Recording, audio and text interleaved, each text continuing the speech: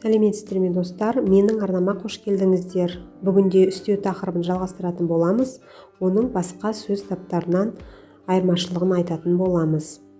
Здравствуйте, добро пожаловать на мой канал. И сегодня будем говорить о наречии, об отличии от других частей речи. Если тема интересна, продолжайте смотреть это видео. Не забудьте подписаться на мой канал.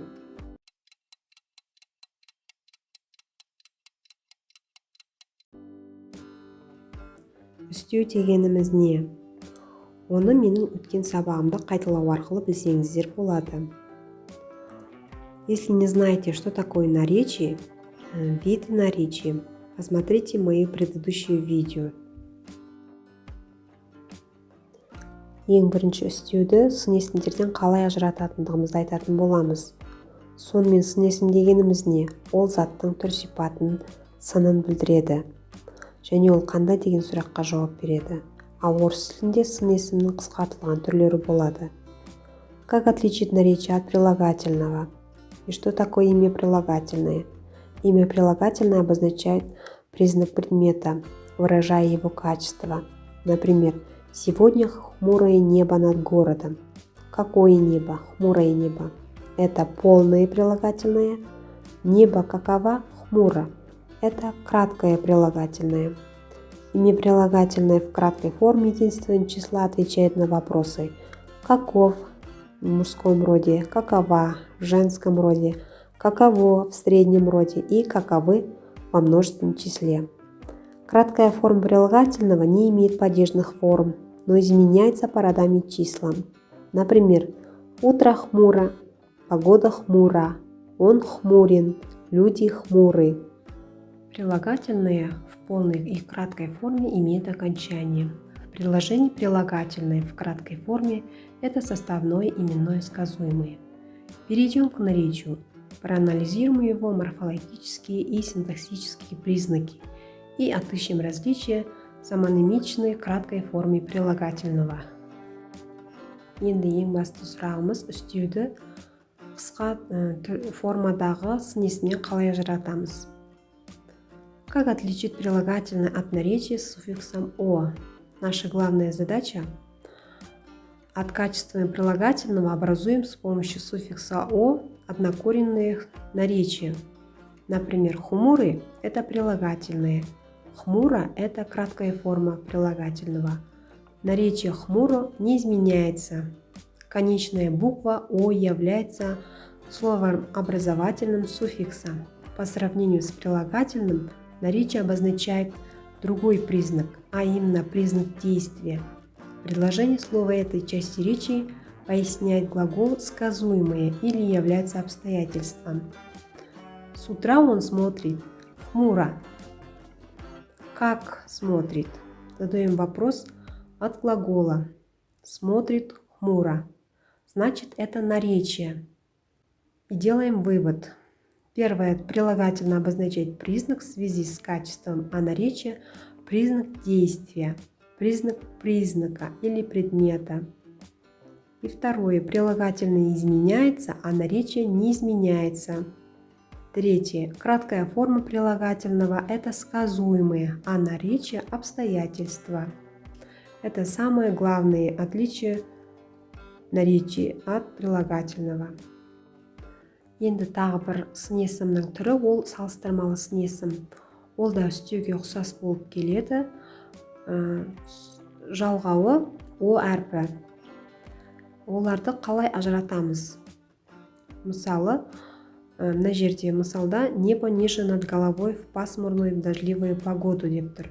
«Небо какова?» Ниже. Бұл жерде сын есім «какова» деген сұрақ қойылып тұр.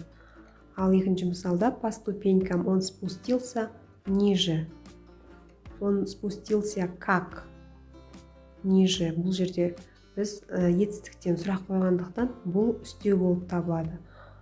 Үстеуіміздің ең басты ерекшелігі ол етістіктің жанында тұрады және етістіктен сұрақ қойылады. Теперь рассмотрим, как отличить наречие от прилагательного в сравнительной степени. Наречие на «о» и качественные прилагательные имеют одинаковое окончание. У слов обеих частей речи формы не изменяются. Различаем их по вопросу и синтаксические функции в предложении. Например, в первом предложении «Небо ниже над головой в пасмурную дождливую погоду». Задаем вопрос от существительного. Небо каково? Небо ниже. А во втором случае по ступенькам он спустился как ниже. Задаем вопрос от глагола. И здесь слово «ниже» наречие играет роль обстоятельства. Поэтому это наречие. Ал енді орыс тілінде категория состояния деген болады. Және ол да үстеуге ұқсас болады. Және оны қалай ажырататынымызды осы қазір айтатын боламыз.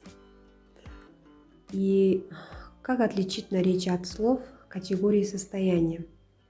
В контексте отличаем наречие от похожего слова категории состояния. Категория состояния тоже не изменяется. Эта часть речи обозначает, как станет понятно из ее названия, состояние человека или окружающей среды. Категория состояния всегда вступает в роль сказуемого в безличном предложении, например, пасмурно и хмуро вокруг. Теперь сравним. Радуясь весеннему солнцу, птицы поют как? Весело. Задаем вопрос от глагола, значит наречие. У меня весело на душе от неожиданной удачи. Здесь мы задаем вопрос «У меня как на душе?» От местоимения, значит это слово категории состояния. Мать тихо поет малышу колыбельную. Как поет? Тихо. Это наречие. В лесу под пологом деревьев тихо и сумрачно. А это уже категория состояния, потому что тихо и сумрачно здесь играет роль сказуемого. Ал енді жоғарыда айтқандарымызды осы кестеден мысал ретінде көрсеңіздер болады. Үстеудің, сын есімнің және категория состояниенің бір-бірінен айырмашылығы көрсетілген. Итак, посмотрим на эту таблицу. В первом предложении наречия «Тихо ответили жители», «Тихо проехал обоз». Наречие обозначает признак действия, не изменяется, примыкает к глаголу, является обстоятельством. Задаем вопрос. Как ответили? Тихо. Мы задали вопрос от глагола, значит это наречие. Краткое и прилагательное.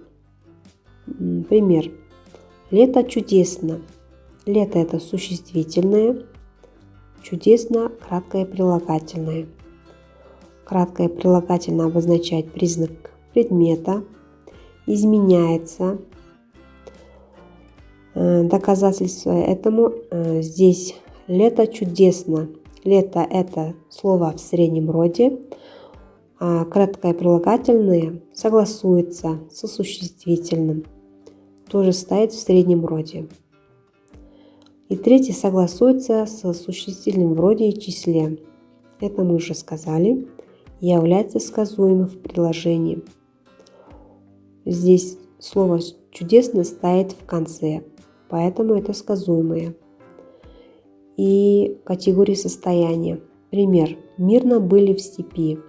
Тихо в темной деревне. Обозначает состояние природы и является сказуемым в предложении, где нет подлежащего. Вот и главные различия этих частей речи. Сонымен қатар орыс тілінде үстеу бұл предлогтарға да ұқсас болып келеді. Оларды қалай ажыратамыз, қалай шатастырып алмаймыз. Предлогтарда олардың предлогтардың түсіндіретін сөздер болады. Ал наречияда үстеуде ондай болмайды. Оның көмекші сөздері болмайды.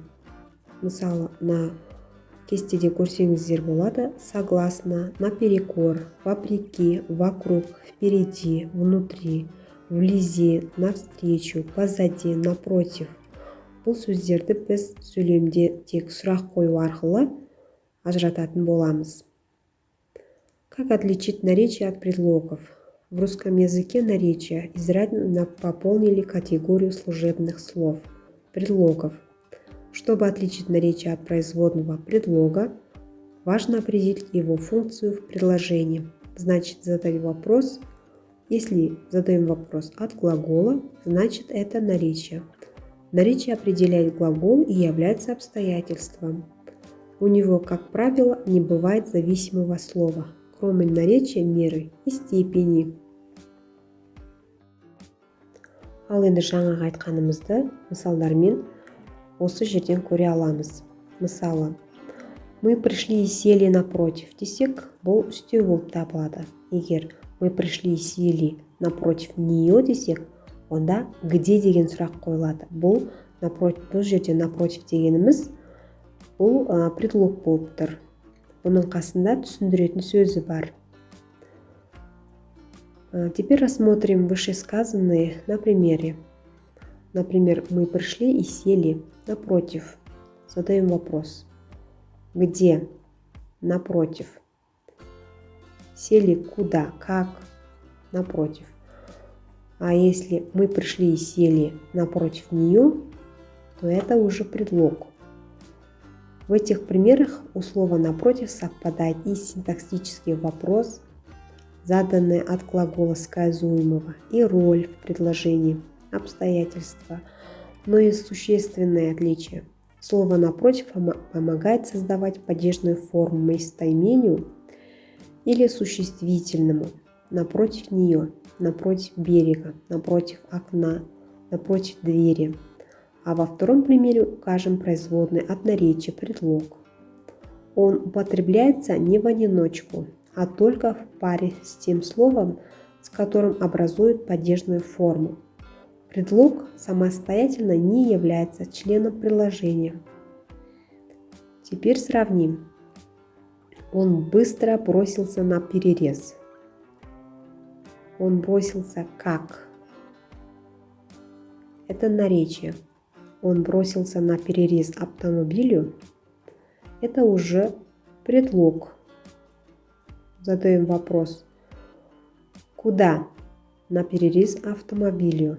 Здесь есть пояснительное слово, и предлог на перерез образует падежную форму со существительным.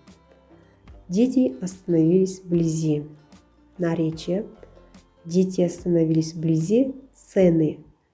Это уже предлог. Они много предлагают сверх. Наречие. Нам много предлагает сверх обещанного.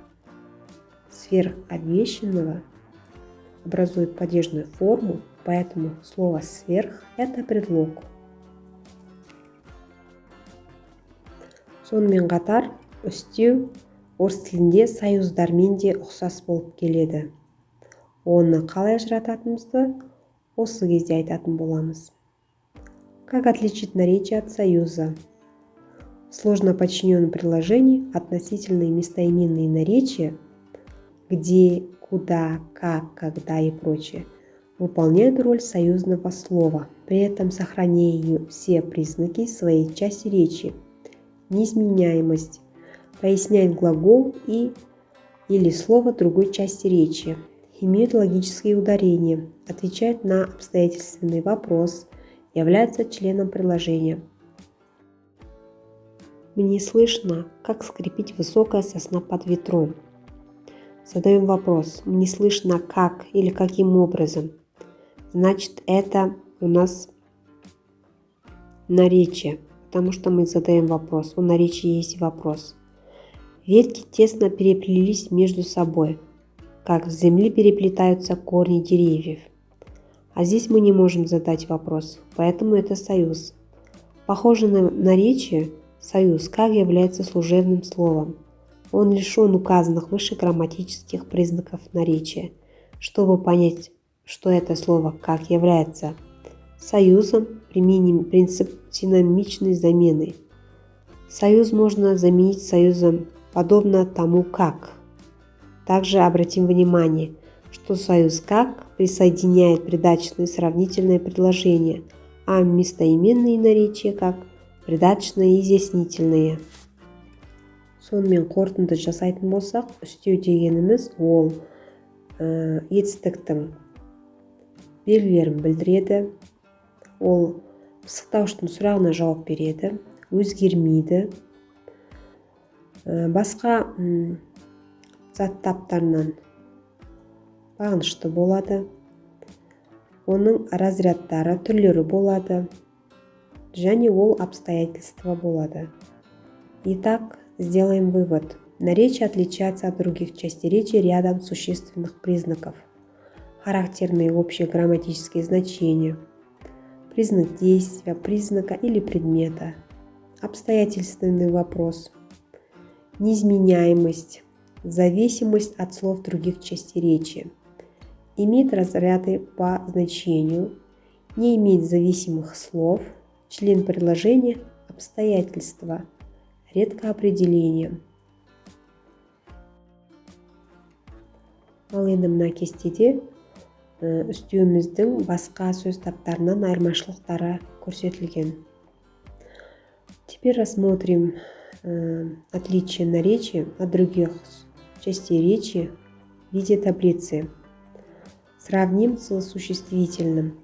Наречие не имеет падежного вопроса. Например, разбуди утром. Когда? Утром. Мы двигались как? Бок о бок.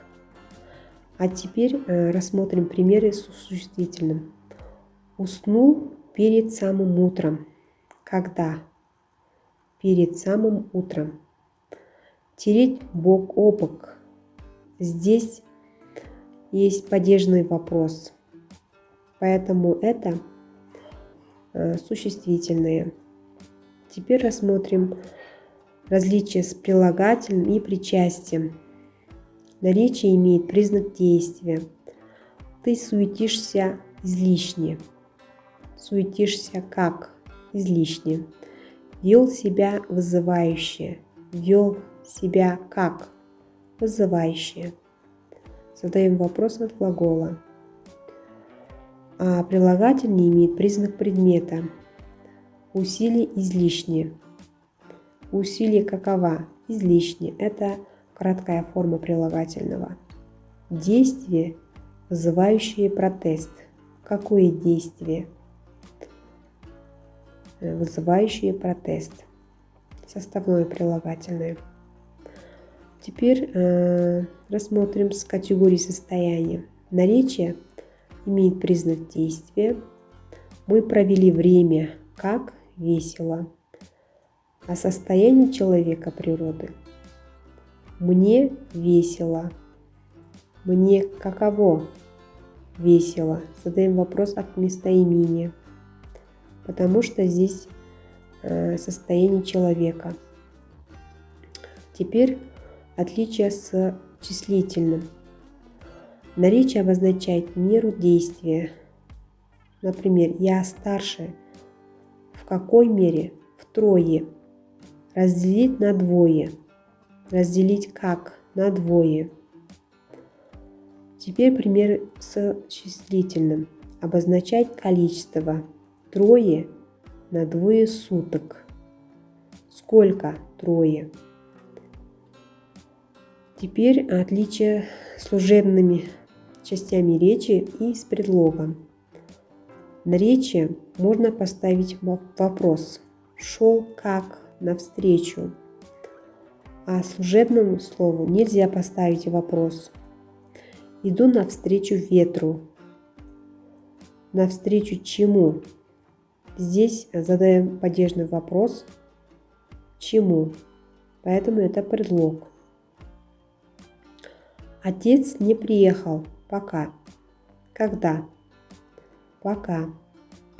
Только вошел в класс. Когда? Только. Когда вошел? Только вошел. Это наречие. Подожду, пока дождь пройдет. Только не опаздывай.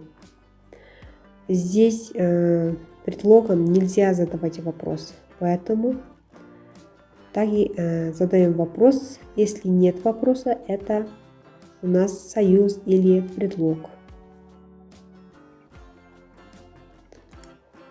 Теперь давайте поиграем в небольшую игру, с какой частью нельзя путать наречия. В первом примере во вторых классах учатся восьмилетки. Во-вторых, следует отметить отличившихся.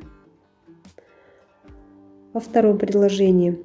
В-третьих числах августа в городе ожидается соревнование по баскетболу. В-третьих, об участии в гонках вас предупредят заранее. Третье предложение. В пятых рядах сидели знаменитые спортсмены. В-пятых, нам нужно как следует отдохнуть. Значит, нельзя путать с порядковым числительным. Теперь такие примеры. По моему мнению, по вашему вопросу, по своему дому, по иному человеку. Сказал по-моему, вышло по-вашему, поступил по-своему, думать по-иному. Значит, нельзя путать с местоимением. Разбит на голову – это наречие. Надеть на голову – это существительные. Значит, нельзя путать со существительным. Говорил тревожно. Как? Это наречие. Его лицо тревожно. Задаем вопрос. Лицо каково? Тревожно. Значит, это прилагательное. Нельзя путать с прилагательным. Она тепло смотрела на него. Как смотрела? Тепло. Наречие. Ему тепло. Это слово состояние. Значит, нельзя путать словом состоянием. Надо ему помогать, пока он тренируется. Слово «пока» – это союз, потому что главное предложение выделяется запятым. Пока ничего не прояснилось. Слово «пока» – наречие, потому что не выделяется, и можно задать вопрос.